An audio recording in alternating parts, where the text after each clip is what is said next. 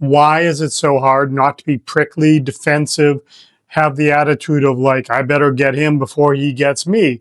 I come from originally Boston, and in Boston, the mentality, which I catch myself doing, is I'm not going to use my blinker,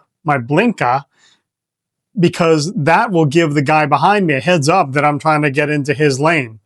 And of course, well, absurd.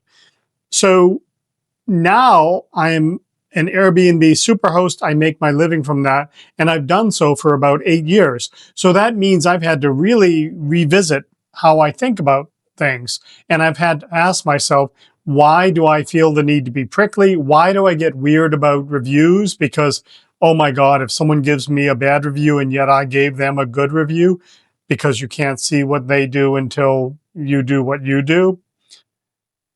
So why is it so hard? Well, I think it's because, as usual, it takes energy to consider the possibilities, to understand whether this other person is just being completely reasonable or whether they are getting set to screw you over. And if they are, you'd better give a good posture to them. You might want to look dangerous to them.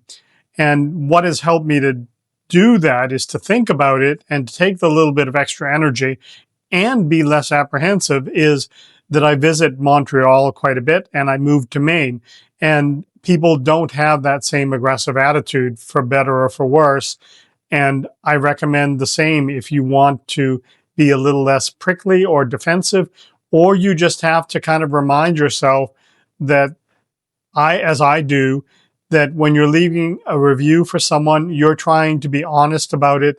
And in spite of your being honest, they might give you a bad review about stupid things, or just because their metrics are set differently and there's nothing you can do.